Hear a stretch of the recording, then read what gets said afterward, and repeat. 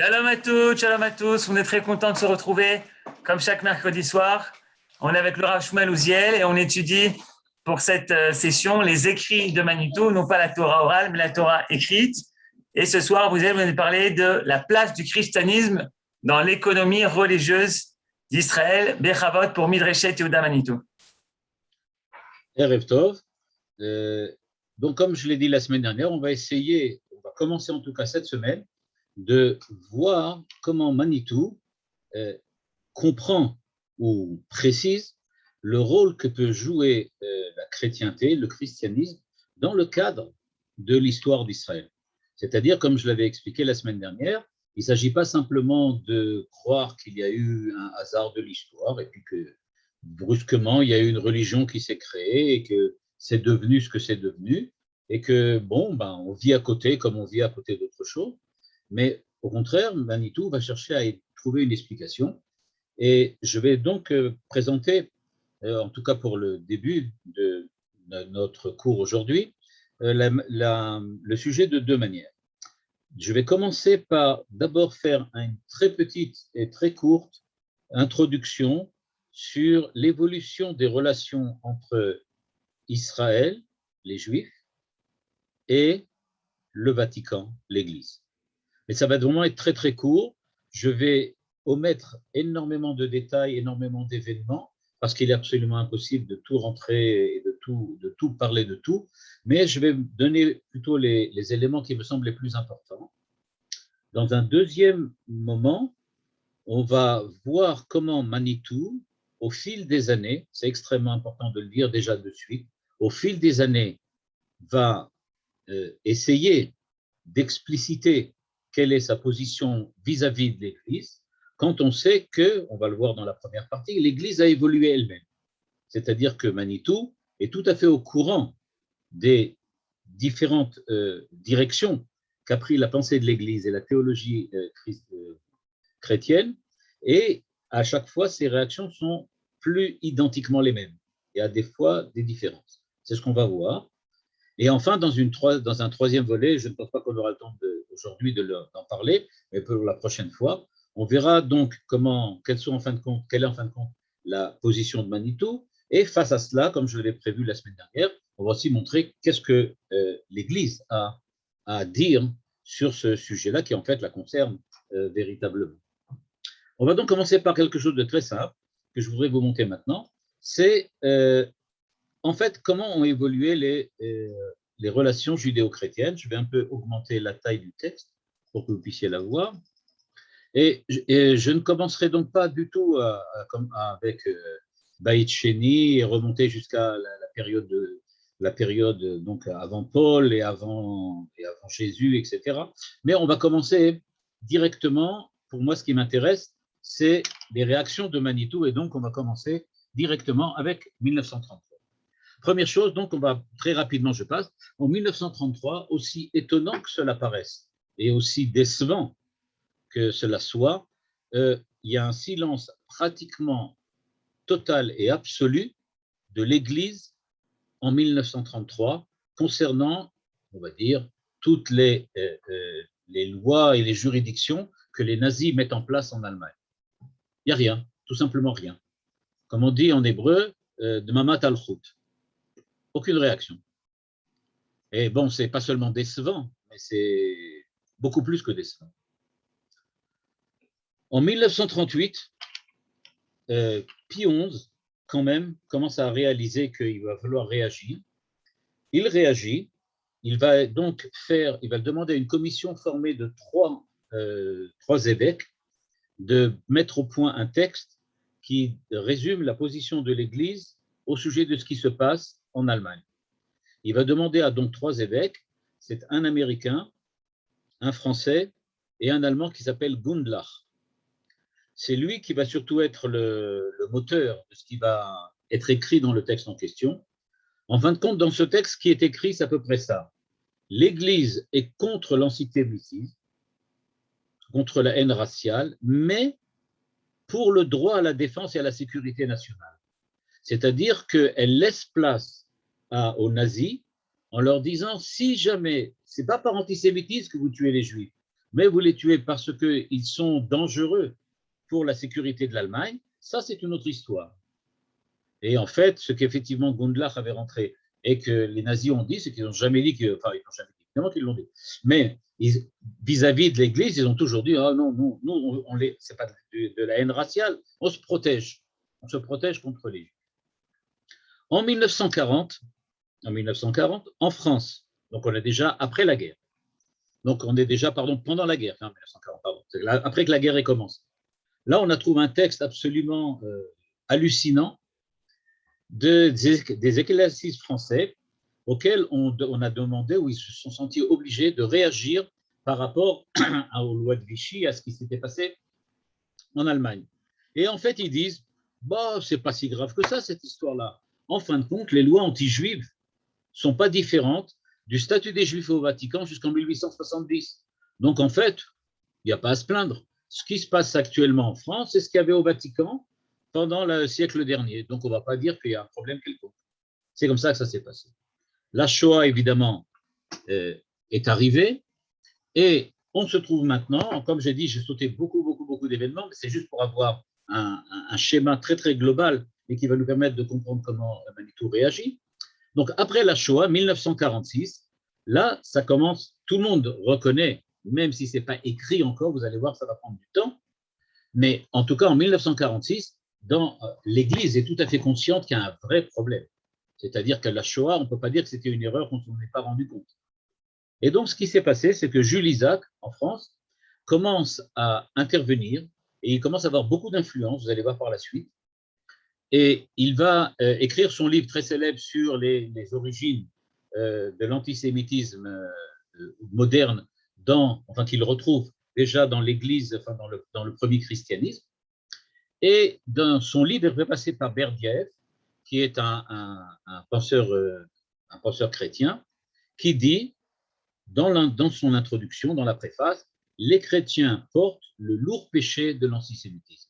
C'est-à-dire qu'on commence à voir déjà dans l'Église un certain nombre de personnalités, Berdyaev est très connu, qui affirment déjà à l'époque, en 1946, qu'il y a quelque chose, qu'il y a une responsabilité, en fait, de l'antisémitisme allemand, qui n'est pas seulement un problème local de l'Allemagne nazie, mais qui est un problème beaucoup plus général et beaucoup plus global, qui est le problème du christianisme et de l'Église. En fin de compte, en 1947, paraît effectivement, dans un village qui s'appelle Seligsberg, un écrit officiel de l'Église contre l'antisémitisme qui condamne formellement toute forme d'antisémitisme. Et puis voilà, pour trouver encore quelque chose de positif, on va devoir attendre jusqu'à 1959. Entre les deux, imaginez 12 ans qui se passent, rien, toujours rien. L'Église, la Shoah, Israël, toujours rien. Je rappelle qu'entre les deux, il y a quand même eu quelque chose d'important. C'est qu'en 1948, l'État d'Israël a été créé. Il ne faut pas oublier. Donc, vous regardez bien, 1947, publication contre l'antisémitisme, 48, création de l'État d'Israël, rien. Encore une fois, de Mamat al-Khout, rien, absolument rien. 1959, Jean XXIII, le pape, donc, demande la suppression des mots juifs perfides dans la prière du vendredi soir. C'est-à-dire, dans la prière du vendredi soir, imaginez jusqu'en 1959, à l'époque j'avais que 6 ans, mais enfin c'est quand même, donc c'est vraiment il n'y a pas longtemps, en fait, pas trop longtemps, dans toutes les églises du monde, le vendredi soir, on lisait une prière dans laquelle on parlait des juifs perfides, de la perfidie juive. C'était quelque chose de reconnu. Jean 23 demande la suppression des mots, on enlève les mots en question. Est-ce qu'on enlève partout? Évidemment non. Il y a toujours des églises, des prêtres, etc., qui refusent. Mais, en tout cas, c'est demandé.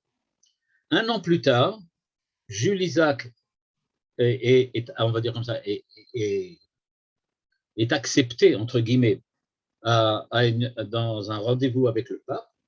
Et durant ce rendez-vous, durant cette rencontre, Jules Isaac entend le pape lui dire « Vous avez le droit à plus que de l'espoir ». C'est-à-dire, on commence vaguement à entendre quelque chose, on va dire comme ça, un écho de peut-être il faudrait quand même résoudre un problème. Imaginez, l'État d'Israël existe déjà depuis 12 ans, On a déjà passé la première guerre, donc la guerre la guerre d'indépendance. On va malheureusement bientôt retomber avec la guerre des 6 jours, dans 6-7 ans, et l'Église, elle en est seulement à enlever 2 petits mots de la prière du vendredi soir. C'est pas terminé. En 1964, il y a quelque chose qui change. Le pape Paul VI vient en Israël. Mais, je dis tout de suite, il ne vient pas en Israël, il vient sur la Terre Sainte. Il ne vient pas en Israël. Et du point de vue théologique, comme je l'écris ici, du point de vue théologique et religieux, absolument aucune déclaration, absolument rien. Il vient à titre privé, à la limite, voir la tombe de Jésus, etc. Il n'y a absolument aucun rapport avec Israël. Malgré tout, le changement énorme a lieu un an plus tard. En 1965-66, après donc Vatican II, pour la première fois, il y a quelque chose qui va changer. Qu'est-ce qui change? Il y a ce qu'on appelle la publication de la Nostra Aetate, c'est-à-dire que l'Église publie un texte sur lequel elle parle de ses relations avec les 3 autres religions, c'est-à-dire le bouddhisme, l'islam et Israël. Et donc, quand elle parle d'Israël, dans le paragraphe qui parle d'Israël, il parle évidemment de l'antisémitisme, mais il parle surtout du fait que maintenant, et à partir de maintenant, il ne faut pas considérer les Juifs comme on les considérait jusqu'à présent comme le peuple déicide, c'est-à-dire ceux qui ont tué Jésus. Dans ça est affirmé de façon claire et nette, donc dans cette publication du pape, que à partir de maintenant, on ne considère plus, d'un point de vue théologique, le juif comme le déicide, comme celui qui a tué Jésus.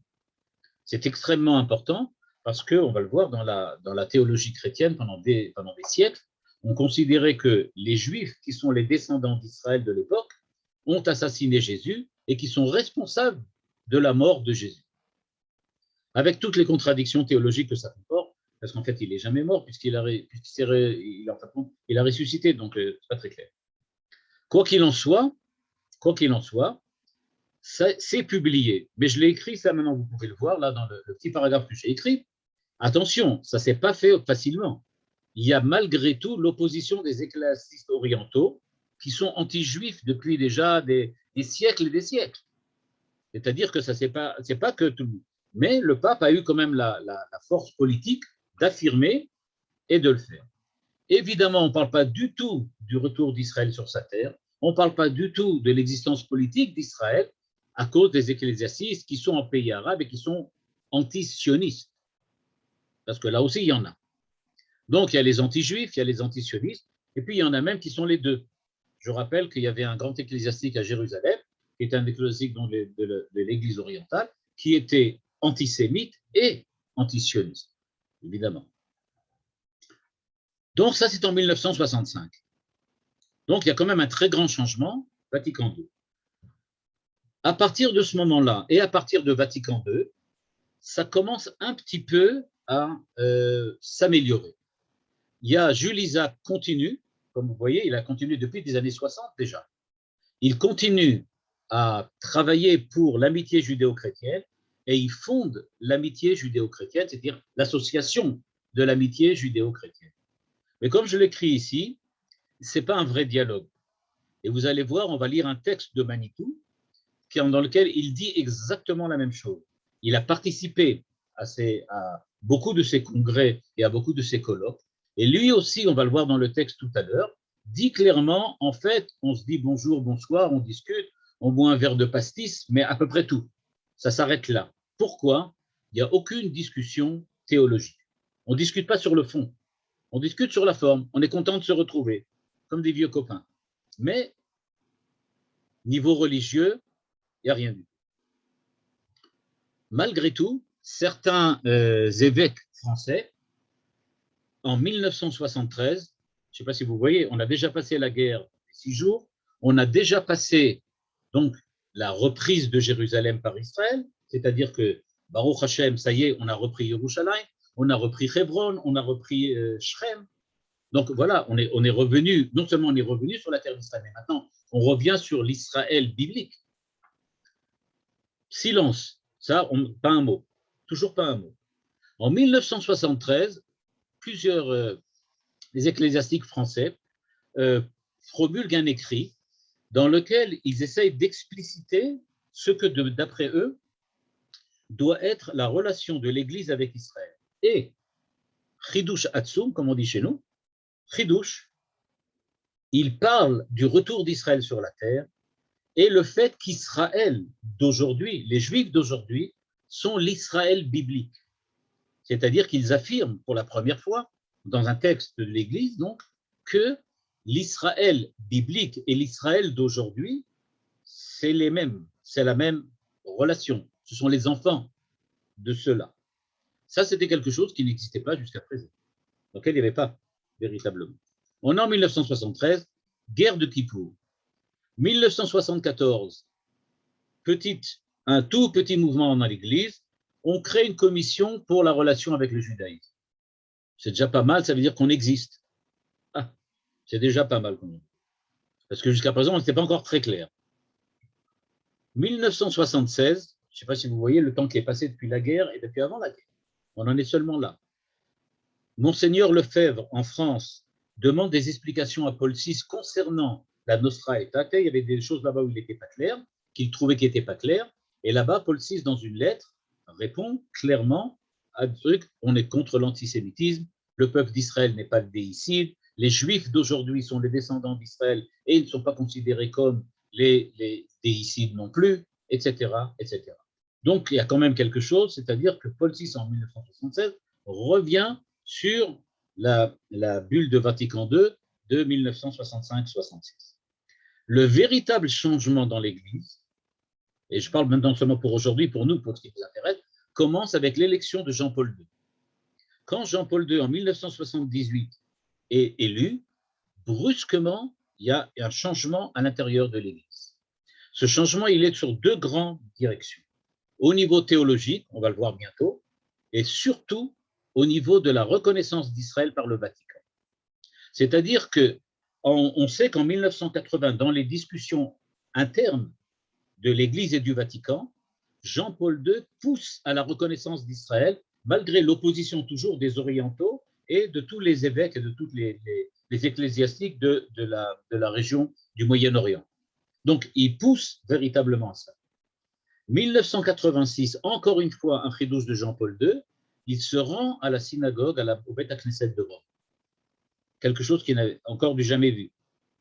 Je ne sais pas si vous avez entendu ou vu une vidéo de Manitou qui, avant 1986, dit « Est-ce que vous vous imaginez le pape aller serrer la main d'un rave dans un Beth Knesset ?»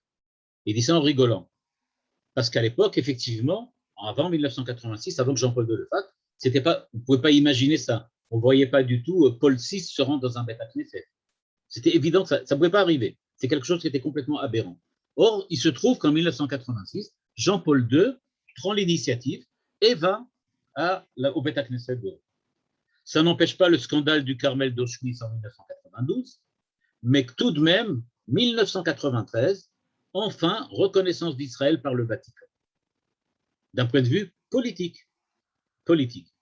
Comme je l'ai écrit ici, aucune mention du retour d'Israël sur sa terre, c'est-à-dire aucune dimension religieuse dans la reconnaissance d'Israël par le Vatican, ni d'un point de vue théologique. C'est-à-dire en fait que l'Église reconnaît politiquement la résurrection d'Israël, mais pas religieusement.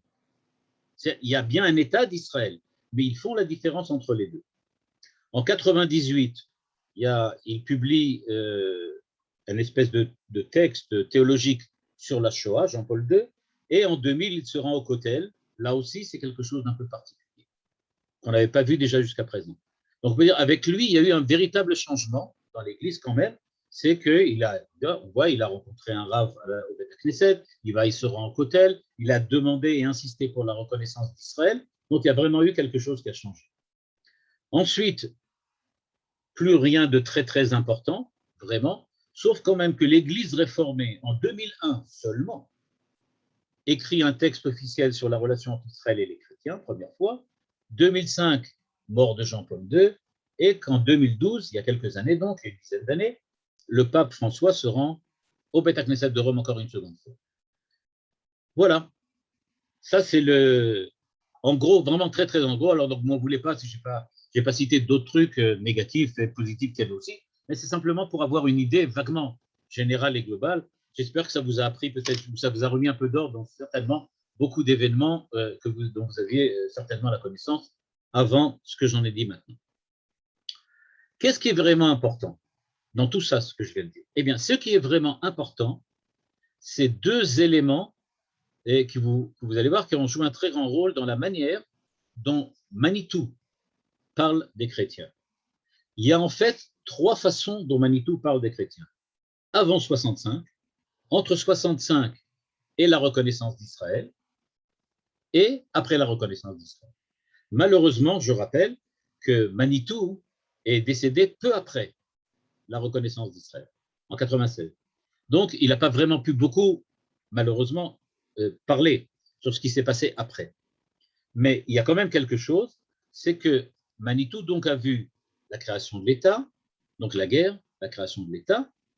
Il a vu ensuite Vatican II, 65-66. Ça, c'est très important. Vous allez voir tout de suite pourquoi et comment. On va le voir, on va le lire véritablement chez Manitou.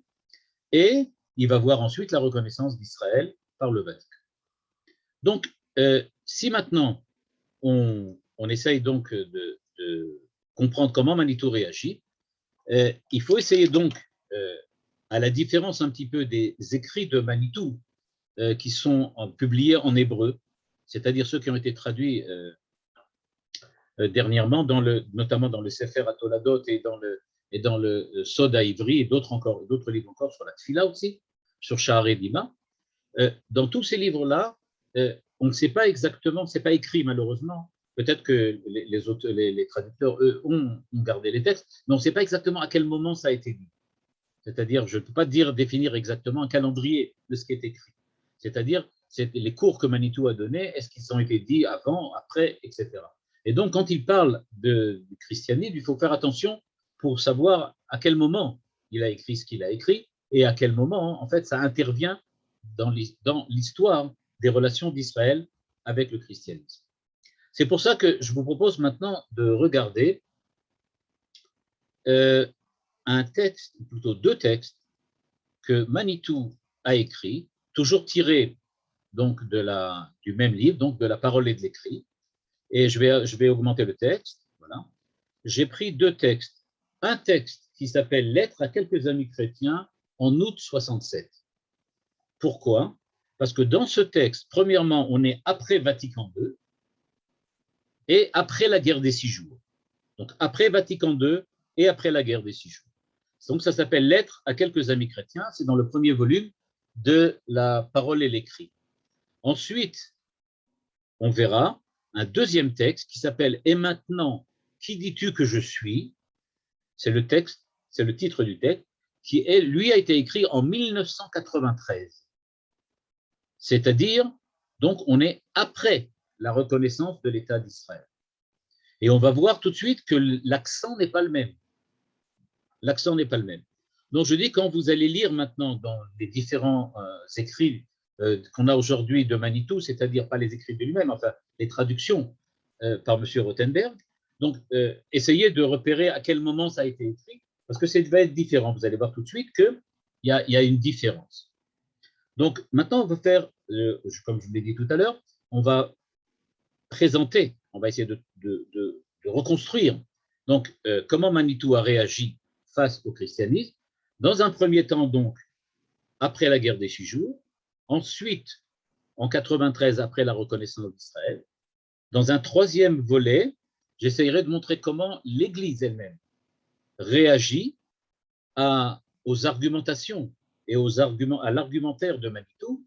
Et c'est-à-dire que même si, je ne sais pas si ceux qui ont écrit le texte qu'on va peut-être voir, qui a été donc publié par l'Église, est véritablement des gens qui ont lu Manitou, mais ils ont entendu parler de ce que Manitou a dit ou de ce qu'on dit en général, et que Manitou s'est fait tout simplement le porte-parole.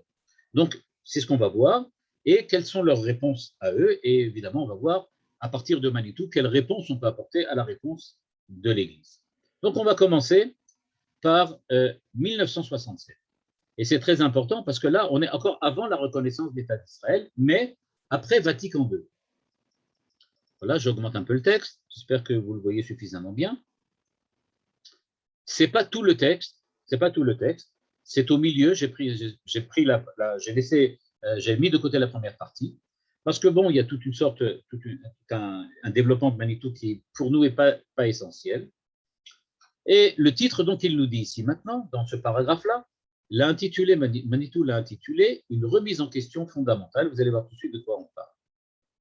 En fait, dit Manitou, bien des juifs croyants, je suis à la ligne 4, plus ou moins au courant des problèmes contemporains de la théologie chrétienne proprement dite, ne peuvent s'empêcher d'éprouver une certaine compassion devant un tel désarroi. Ce désarroi, on en a parlé la semaine dernière. C'est le fait que nous sommes en 1967 et maintenant l'Église, les chrétiens, ne peuvent plus se cacher, se voiler la face devant le fait que Israël est revenu sur sa terre, et pas seulement qu'il est revenu sur sa terre, il est revenu à Jérusalem unifié, à Hebron, à Shrem, à Beersheba, etc. C'est-à-dire que tout ce qu'ils appellent les lieux saints, qui sont en fait des lieux qui ont rapport avec le christianisme, mais en fait sont des lieux juifs à 100%, et donc ils ne peuvent plus du tout dire maintenant, ça ne se fait pas, ça n'existe pas. Comment expliquer en effet dans la doctrine chrétienne, dit Manitou, la position de la doctrine chrétienne devant le fait Israël n'est pas seulement inconfortable, comme elle l'a toujours été. C'est-à-dire avant 1967, donc et avant Vatican II, eh bien, on pouvait encore dire ou penser que les Juifs étaient rejetés, que les Juifs avaient été exilés, que les Juifs étaient maintenant partis définitivement de leur pays et qu'ils n'avaient plus aucune valeur, aucune signification d'un point de vue religieux. Or, maintenant, dit Manitou, 1967 prouve qu'on n'est pas seulement revenu sur la terre d'Israël, on est revenu à Yerushalayim. Ça veut bien dire maintenant que la doctrine chrétienne ne peut plus dire simplement « Ok, on est un peu gêné que les Juifs soient toujours là ». A priori, il y a longtemps qu'ils auraient dû disparaître, parce que la doctrine chrétienne présuppose qu'Israël disparaisse pour laisser la place, comme on l'a vu la semaine dernière, à l'Église qui est considérée comme le virus Israël, c'est-à-dire l'Israël véritable, véridique. Donc maintenant, Israël véridique, ce n'est plus. Alors, pourquoi ils sont là toujours? Qu'est-ce qu'ils font là encore? Maintenant, ça devient encore beaucoup plus compliqué. Qu'est-ce qu'ils font là, sur leur terre, à Yerushalayim? Ça devient, comme le dit Manitou, ce n'est pas seulement inconfortable. Les événements qui affectent l'histoire des Juifs depuis la fin du siècle dernier sont trop massifs pour que l'on puisse dissimuler plus longtemps l'essentiel du problème. Il ne s'agit pas moins en vérité que du risque d'avoir, et là c'est la remise en question, à remettre en question les fondements de la foi chrétienne par rapport aux faits juifs. C'est-à-dire, dit Manitou, Israël qui revient sur sa terre, Israël qui revient à Yerushalayim, ça remet en question l'ensemble de la foi chrétienne par rapport aux faits juifs. C'est-à-dire, véritablement quelque chose qui, comme le dit Manitou à la ligne 12, c'est l'occasion d'un drame profond, nul ne songe à le dissimuler. C'est-à-dire, il dit Manitou, on ne peut plus maintenant, dans aucune église, dans aucun monastère, se voiler la face. Israël est toujours là, et pas seulement qu'il est là, il est là d'un point de vue religieux. Et donc, si Israël est là d'un point de vue religieux, comment expliquer, on va dire comme ça, dans la doctrine chrétienne, que Israël a été de manière pérenne banni de son pays, banni du monde, banni de l'histoire, banni de la religion divine du monde. Comment expliquer tout ça? C'est ce que dit Manitou en disant, c'est maintenant un drame profond. Et il continue, les chrétiens l'ont déjà pressenti, il fait allusion évidemment à la Nostra Aetate, mais il dit, il est nécessaire qu'ils sachent que les Juifs s'en rendent parfaitement compte. C'est-à-dire, nous aussi, en tant que Juifs, on vient et on affirme, on est là à Yerushalayim pour des raisons religieuses.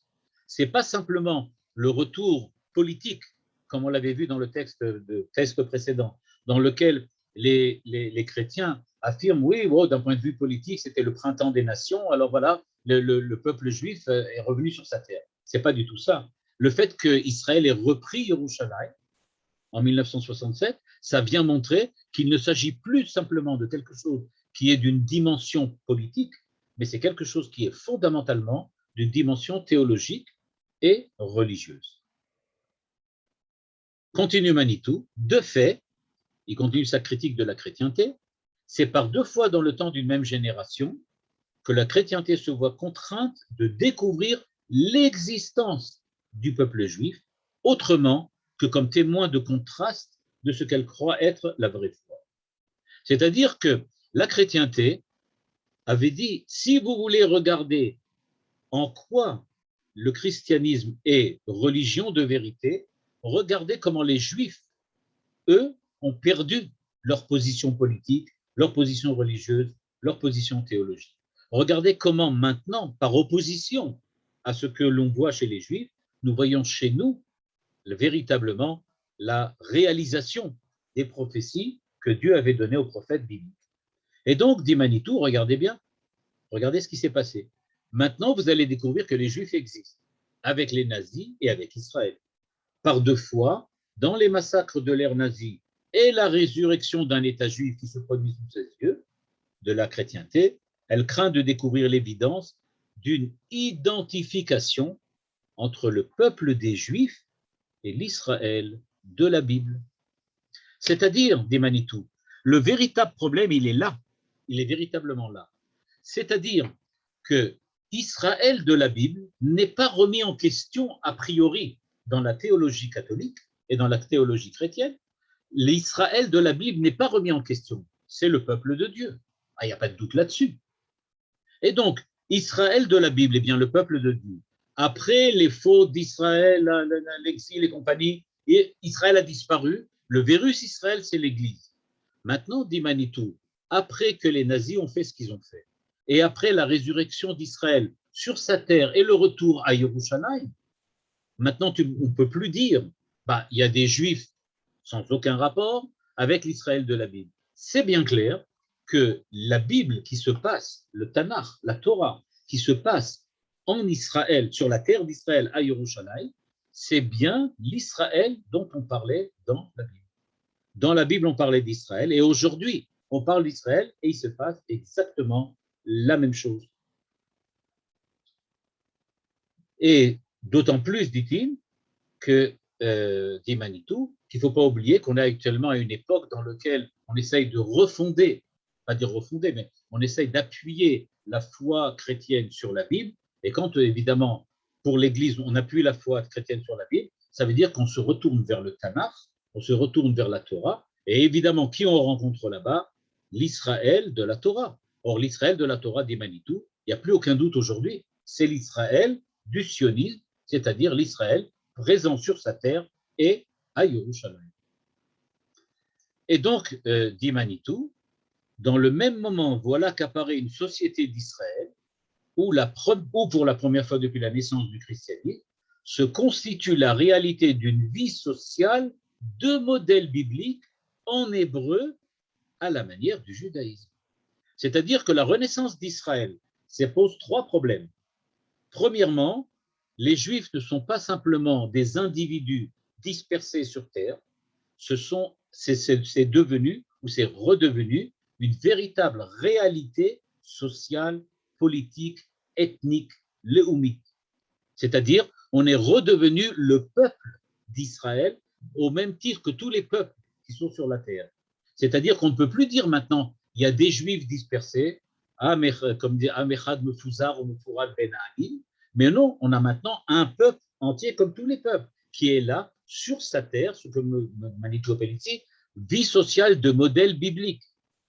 Deuxièmement, dit Manitou, c'est pas en grec que les Juifs parlent, c'est en hébreu. Et le Tanakh est écrit en hébreu.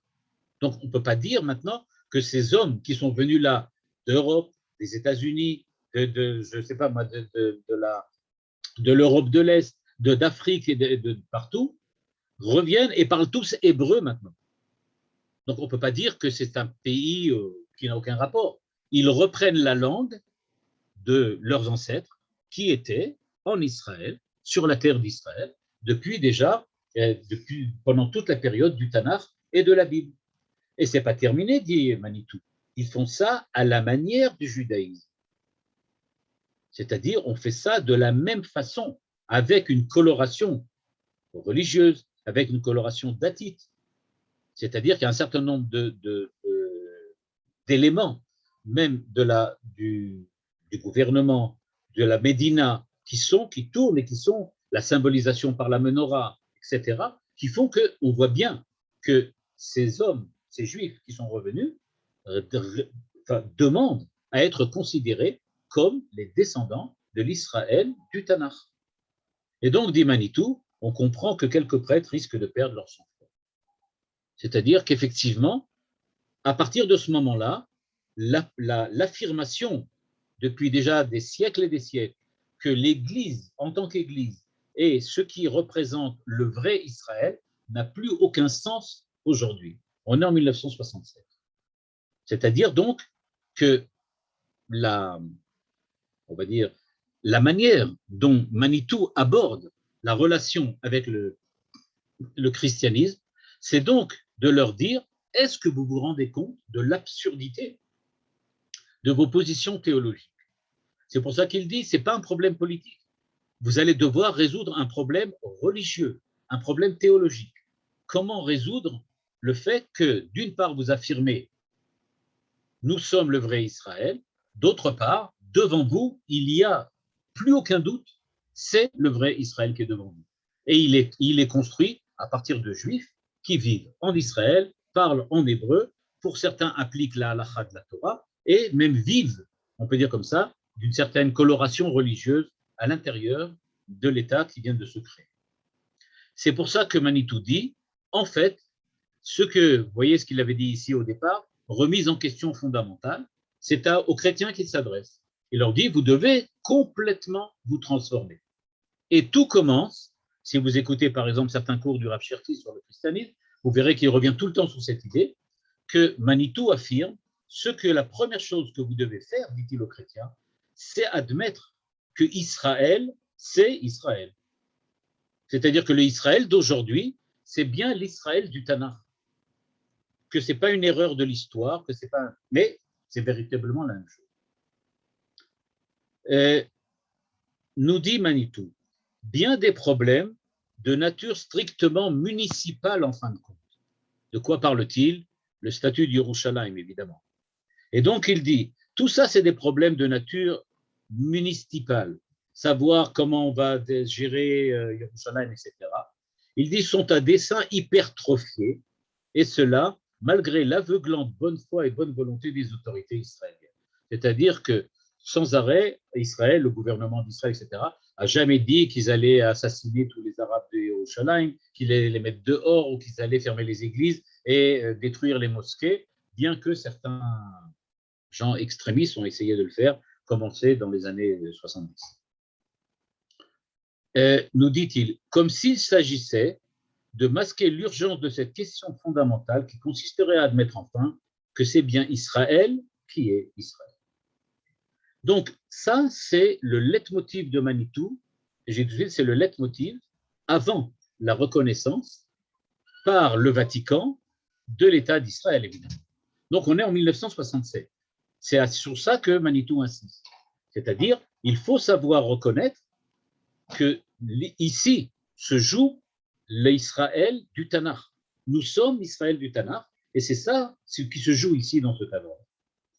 La vérité est que les catégories théologiques du christianisme se révèlent comme inaptes à identifier sans grand désarroi la réalité essentielle du fait juif et de sa propre cohérence.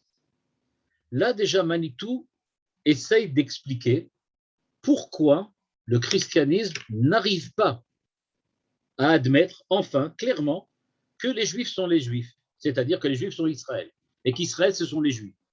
Il dit pourquoi? Il se révèle inapte à identifier la réalité essentielle du fait juif et de sa propre cohérence. Ce qui manque à l'Église, c'est de savoir qu'est-ce que c'est qu'Israël? Et vous allez voir que même après 1993, il va continuer à dire aux chrétiens, même après la reconnaissance par le Vatican d'Israël, il va leur dire, vous devez, avant de comprendre même ce que nous pensons des chrétiens, vous devez vous apprendre à reconnaître qu'est-ce que ça veut dire Israël. Qu'est-ce que c'est que l'identité hébraïque? Qu'est-ce que c'est que l'identité d'Israël? Et c'est ce qu'il écrit ici à la ligne 33 en parlant la réalité essentielle du fait juif comme Israël, comme hébreu, et sa propre cohérence quand on essaye de lier Israël avec l'hébreu du Tanakh. Et donc, il dit, il faut bien savoir, il y a un certain prolongement, une certaine élongation de l'identité hébraïque vers l'identité du juif pour ensuite arriver à l'identité d'Israélien et revenir à l'identité hébraïque. Il dit tout cela, c'est ce qu'il appelle la propre cohérence et c'est ce qu'il dit ce qui manque à l'Église. L'Église ne connaît pas Israël. L'Église connaît les Juifs, c'est-à-dire les Juifs de Chutz La'aretz tels qu'ils étaient au moment de l'exil. Mais ce n'est pas encore l'Israël, c'est-à-dire l'Israël du retour, l'Israël hébraïque. Quel que soit le prix de cet aveu, il constitue un préalable indispensable à une reconnaissance réciproque de la dignité de chacun. C'est donc que Manitou en fait dit, on ne pourra jamais arriver à créer un véritable dialogue d'égal à égal entre Israël et l'Église tant que l'Église ne reconnaît pas qu'Israël, c'est Israël et qu'il continue à dire qu'Israël, c'est eux le vrai Israël. Donc il dit en fait, vous allez devoir affirmer que Israël d'aujourd'hui, les Juifs en Israël, c'est bien l'Israël biblique tanachique. À partir de ce moment-là, on pourra véritablement commencer à parler. Tant que vous n'êtes pas d'accord là-dessus, il n'y a aucun sens à parler avec vous. En gros, c'est ce qu'il dit. Ça commence par là. Il est temps que l'Église de Rome en particulier consente à se rendre compte de ce qu'elle ne peut plus se considérer simultanément comme une diaspora de l'Israël antique, mais une rivale d'Israël contemporain. C'est-à-dire, le christianisme reconnaît que son origine est une origine biblique hébraïque, c'est-à-dire, n'oublions pas quand même, il y a un petit détail, c'est que Jésus était juif, que les apôtres étaient juifs. C'est-à-dire que tout ça, c'est une histoire de juifs. S'ils étaient dans un shtetl, ils parleraient tous yiddish. C'est-à-dire qu'il n'y a pas de... Ça commence par quelque chose qui est entièrement une histoire on va dire comme ça, intercommunautaire juive. Les premiers chrétiens étaient des juifs. Donc, on parle bien ici, en fait, d'un groupuscule ou d'un groupe juif qui donc a réagi. Et donc, eux, ils se disent bien une diaspora de l'Israël antique. Mais on est les rivaux d'Israël contemporain parce que nous sommes les vrais Israël à la place d'Israël, l'ancien biblique antique, qui a été rejeté par Dieu. Jusqu'à là, donc, on est en 1967, ça apparaît clairement, ce que demande Manitou, c'est reconnaissez la valeur religieuse, théologique des Juifs en Israël aujourd'hui, et donc de la Galoute, comme le peuple juif, c'est-à-dire le peuple hébreu. Et regardez la fin du texte, là, brusquement, quelque chose de nouveau. Nous ne pensons pas, quant à nous, que l'histoire de 2 millénaires de christianisme doivent être privée de sens uniquement parce que c'est l'espérance des Juifs qui trouve son accomplissement. Là, on trouve Manitou, déjà, j'aurais pu dire, d'après 90, d'après 93. C'est-à-dire, Manitou dit déjà tout de suite, il y a un petit problème. Dans une de ses sirotes, il le dit de manière très claire. Il dit clairement, il y a Ashgachat Hashem. Dieu dirige le monde. Il y a un processus messianique qui a commencé depuis la nuit des temps, depuis Adam Arishon. On est à la recherche du Ben Adam. On est à la recherche de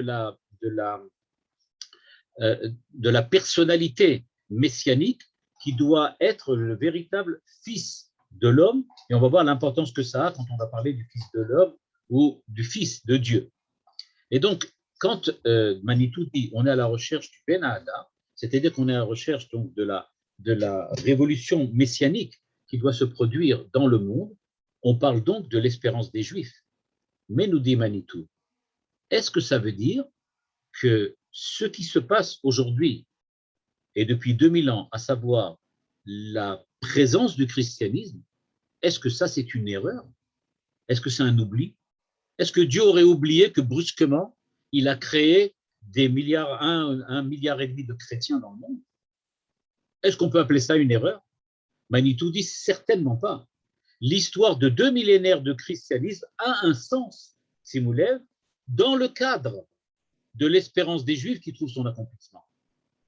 C'est-à-dire, on ne peut pas dire que c'est parce que les Juifs voient maintenant leur espoir messianique se réaliser dans l'État d'Israël, dans le retour d'Israël sur sa terre, dans la reprise de Yerushalayim et Bezrat Hashem, la construction du Beth Amikdash et le retour de la Nevoie.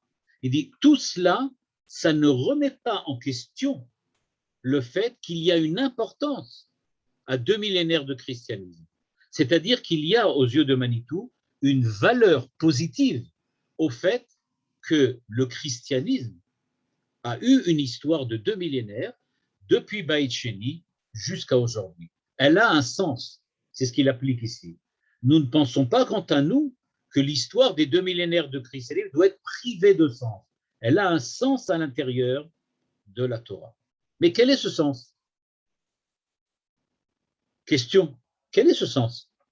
Qu'est-ce que ça veut dire? Ok, alors, là, on va voir que Manitou est beaucoup plus prudent, c'est-à-dire, il dit il y a un sens, mais quand on va lui demander lequel, on va le voir dans un texte, pas dans le prochain, mais dans le texte, on verra peut-être la prochaine fois, Bezrat Hashem, eh bien, on verra que là, la réponse est beaucoup plus nuancée, en ce sens que Manitou ne va pas donner une réponse aussi claire et nette que celle qu'il a donnée concernant le christianisme en tant que tel.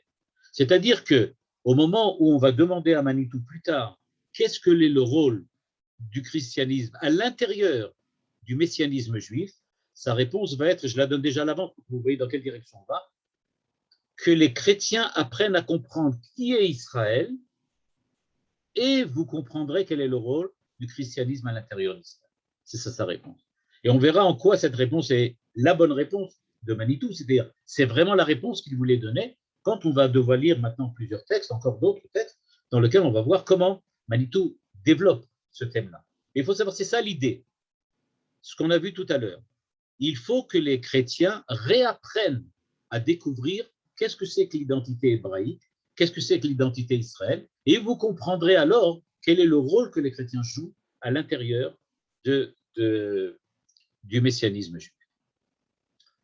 Donc ça, c'est avant 1993, donc, c'est-à-dire avant la reconnaissance du Vatican, et on est maintenant dans le deuxième texte, et maintenant, qui dis-tu que je suis, en 1993, on se trouve après la reconnaissance d'Israël. Vous remarquez tout de suite que le titre est en relation directe avec le texte qu'on vient de lire jusqu'à maintenant. Quand il dit « et maintenant, qui dis-tu que je suis ?» c'est-à-dire, en fait, il demande « alors, est-ce que tu me reconnais? Est-ce que tu vois qu'est-ce que c'est Israël maintenant ?» Il a eu la reconnaissance, mais est-ce que c'est vraiment une reconnaissance théologique? Est-ce que c'est une reconnaissance religieuse? Est-ce que c'est une reconnaissance philosophico-religieuse? Et maintenant, qui dis-tu que je suis? Quelle est ta position? Et comme je l'ai dit tout à l'heure, c'est justement cette question-là qui est la réponse de Manitou au rôle du christianisme. Voilà ce que Manitou écrit maintenant. On est donc beaucoup plus tard, donc presque une trentaine d'années plus tard. Tant que la chrétienté se connaissait comme le véritable Israël, le dialogue judéo-chrétien était faussé dans le principe. C'est ce qu'il avait dit en 1967. Effectivement, on ne pouvait pas parler. En effet, la doctrine chrétienne ne disposait pas corollairement de théologie positive du judaïsme. Comme il l'a expliqué dans le texte précédent, Israël, c'était le contre-exemple de la réussite de l'Église. L'Église voulait montrer qu'elle avait réussi, c'est pour cela qu'elle présentait Israël comme l'échec de l'Ancien Testament et donc le projet nouveau de Dieu avec le Nouveau Testament.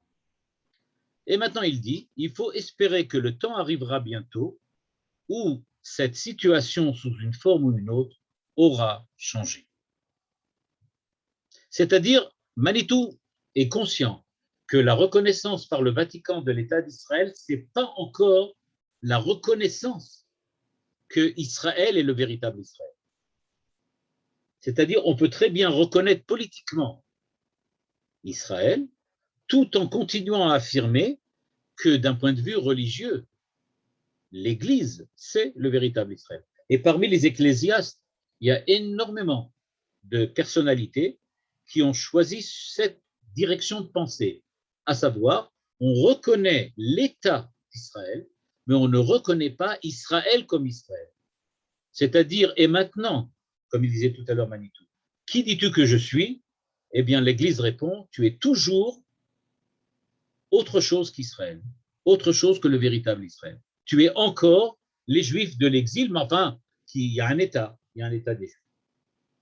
Il continue en disant, mais là, vous pouvez plus faire autrement, vous allez devoir changer. La reconnaissance d'État d'Israël rentre quand même dans un nouveau quelque chose. Il serait indécent en effet de supposer, après la Shoah, une disparition du peuple juif et d'Israël qui laisserait sa place à un seul Israël qui serait l'Église. C'est à tout le moins la raison pour laquelle les Juifs et chrétiens contemporains semblent s'accorder tacitement à ne converser sérieusement que de convivialité retrouvée. C'est pour ça que les dialogues judéo-chrétiens ne mènent strictement à rien, dit Manitou. En fait, on se retrouve, on se serre la main, on ne boit pas du vin parce qu'on ne peut pas à cause du NSR, mais on boit du jus d'orange et on mange des petits gâteaux badax, et puis voilà, et c'est là que ça s'arrête. On ne fait rien de plus que ça. Comme il dit, de la convivialité retrouvée. Pourquoi? Parce que on partage des divergences théologiques. On n'est pas d'accord les uns avec les autres d'un point de vue théologique. Aujourd'hui, malgré tout, on est toujours dans un état dans lequel Israël n'est toujours pas Israël. C'est ça qui est arrivé. De fait, dit-il, ligne 23, le drame de la relation entre la chrétienté et le monde juif est un drame de proximité. On commence à déjà maintenant, vous allez voir tout de suite, on va commencer à entendre maintenant les éléments de réponse de Manitou. Par rapport aux cultures restées loin de l'écho de la parole biblique, semble-t-il qu'il fait ici allusion à tout ce qui a rapport avec l'Extrême-Orient, et sans préjudice du cas de l'islam, la sensibilité chrétienne et la conscience juive semblent se référer aux mêmes évidences et se nourrir d'intuitions analogues. C'est-à-dire, dit-il, en dépit de 2000 ans d'histoire apparemment parallèles et souvent faite de conflits, il s'agit là toujours de deux univers inversés. C'est-à-dire, nous dit Manitou, il ne faut quand même pas oublier que le christianisme et le judaïsme ont les mêmes évidences, la Bible, écrite en ivrite, en Israël, par des Hébreux, et les intuitions comme l'unité divine, le fait que Dieu est un, que c'est une religion monothéiste, etc. Je voudrais rappeler que du point de vue de la halakha, il y a une grande discussion pendant longtemps pour savoir si le christianisme était considéré comme avodah zara ou pas. Okay? Il y a une grande différence aussi entre les poskim sfaradim et ashkenazim. Mais la plupart d'entre eux pensent qu'ils sont ce qu'on appelle ovdim beshitouf, c'est-à-dire ce sont des monothéistes qui, à la personne de Dieu, ajoutent d'autres facettes, d'autres personnalités. Il y a le Père, le Fils, le Saint-Esprit, etc. C'est-à-dire tout cela, tout le monde en est conscient, c'est-à-dire on parle quand même d'une religion monothéiste. Si on parle d'Avodah Zara, ce n'est pas dans ce style-là, ce n'est pas une Avodah Zara standard, c'est parce qu'on pense que de parler de facettes différentes dans le divin, dans Dieu, c'est quelque chose qu'on peut appeler Avodah Zara, mais c'est une religion monothéiste. Et donc, nous dit Manitou, il y a une certaine proximité. On est proche, il y a quelque chose qui n'est pas vraiment commun, mais qui est proche.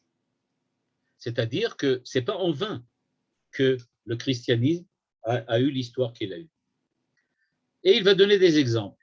Cette proximité même, allant jusqu'à l'usage de termes que l'on pourrait croire traduits d'un même discours originel, ne peut masquer l'abîme infranchissable de l'approximation. C'est-à-dire, dit-il, le fait qu'on soit proche fait qu'on n'est pas identique. On est proche, mais il y a des différences énormes, ce qu'il appelle un abîme infranchissable entre nous. Pourquoi? Eh bien, cela vient sans doute de ce que l'âme chrétienne s'était crue juive parce qu'elle ne connaissait que les juifs de la Galoute. parce qu'elle ne connaissait que ce qu'on appelle le judaïsme tel qu'on le vivait en Europe, c'est-à-dire qu'ils n'ont pas connu ce qu'il y avait en Israël avant, c'est-à-dire l'origine qui était, elle, hébraïque. Donc, dit-il, on a commencé à parler en grec, il va en parler tout de suite, on a commencé à parler en grec, on a commencé à s'éloigner des origines hébraïques, et donc on avait comme image le juif de la Galoute. Mais ce n'est pas ça, Israël. Israël, ce n'est pas le juif de la Galoute. Le juif de la Galoute est une émanation du juif de l'hébreu. Et il donne par exemple l'exemple en disant, le mot Amen, par exemple, avait fini par se faire prendre pour du latin alors qu'il n'avait même pas été grec. En fait, il vient de Emouna, de l'hébreu. Le substitut du véhicule gréco-latin à l'hébreu biblique, comme porteur de la foi, n'avait pas seulement traduit les discours, il avait véritablement bouleversé les croyances. C'est donc, dit-il, qu'il y a véritablement quelque chose qui s'est joué, la traduction du Tanakh en grec, puis après ça en latin, a fait qu'on a changé ce qu'il appelle les croyances. Quand Manitou le dit dans un de ses cours notamment, enfin plus que dans un de ses cours, il dit quand on entend un pasouk en grec, en hébreu, pardon, en français, alors ça semble sortir d'une église, ça semble sortir de la bouche d'un prêtre dans une église. Quand on entend le verset, le pasouk en hébreu, en ivrite, ça a tout à fait une autre consonance. Il dit c'est ça la différence.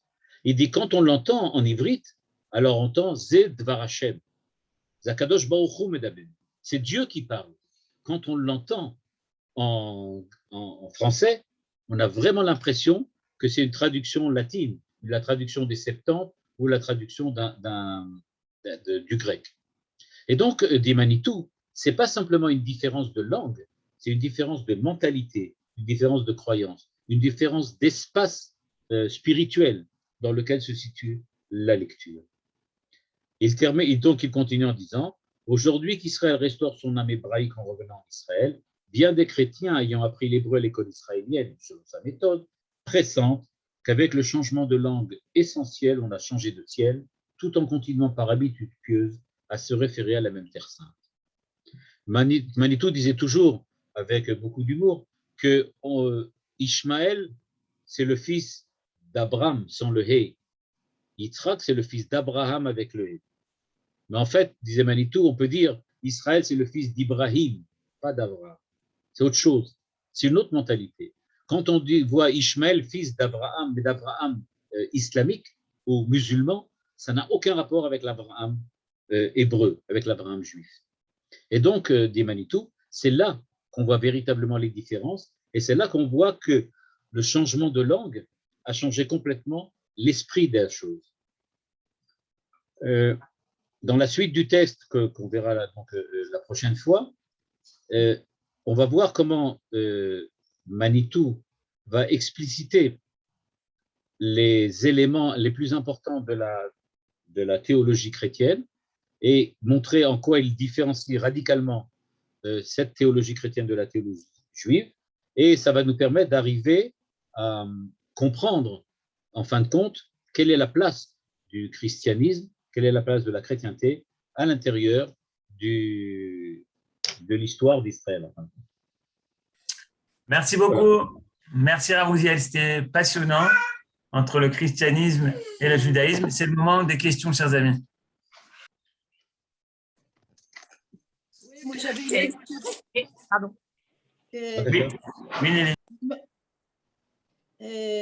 À un moment, c'était écrit deux univers inversés. Au moment où on disait que c'était très parallèle, je n'ai pas compris, c'était deux univers inversés. Ah, les deux univers inversés, c'est parce que les chrétiens présentent toujours les juifs comme l'inverse.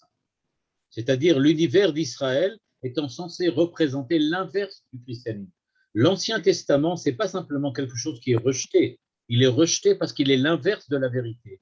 À l'image de la synagogue qui est représentée sur les cathédrales, dans lequel on lui met le bandeau, alors que l'autre est rayonnante. C'est-à-dire que le bandeau sur les yeux. C'est-à-dire qu'il y a une véritable inversion. On passe de l'un à l'autre, pas par différence, mais par inversion. L'Église est le contraire d'Israël, Israël est le contraire de l'Église. Merci beaucoup. Aux yeux des chrétiens, évidemment. Aux yeux des chrétiens. Oui, oui. Je Merci. voulais poser une question, Rav. Bakacha. Il y avait écrit l'expression Dieu fils de, enfin fils de Dieu et Dieu fils. J'aurais voulu que vous nous expliquiez ça sur le plan de la langue, justement. Pardon, je n'ai pas très bien compris. Certainement, il y avait l'expression Dieu fils de Dieu et Dieu non. Ah, c'est exactement c'est par quoi je vais commencer le prochain cours.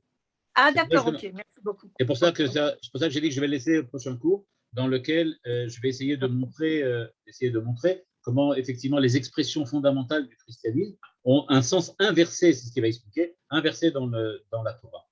Toda, merci beaucoup.